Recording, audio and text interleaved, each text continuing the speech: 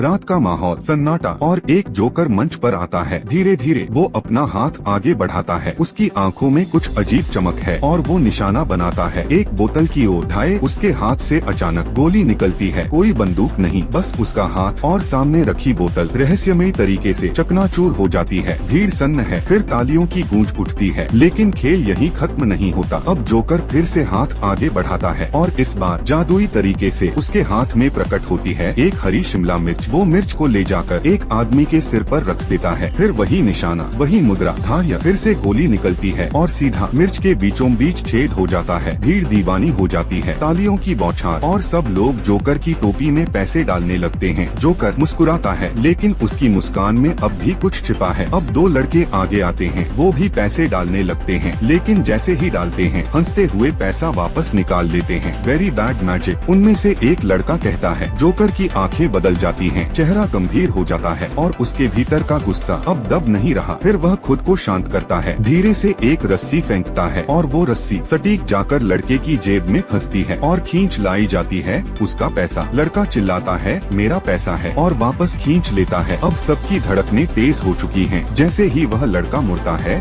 और जाने लगता है, जोकर अपनी उंगलियों से फिर से निशाना बनाता है। धार्य, लड़का गिरता है और वहीं मर जाता है। भीड़ स्तब्ध। अब दूसरा लड़का घबराता है, उसके पैरों में कंपन है, वो भागने लगता है, लेकिन जोकर अब बड़े बंदूक वाले अंदाज में उसे भी निशाना बनाता है। धार्य, और अब दूसरा लड़का भी मौत के आगे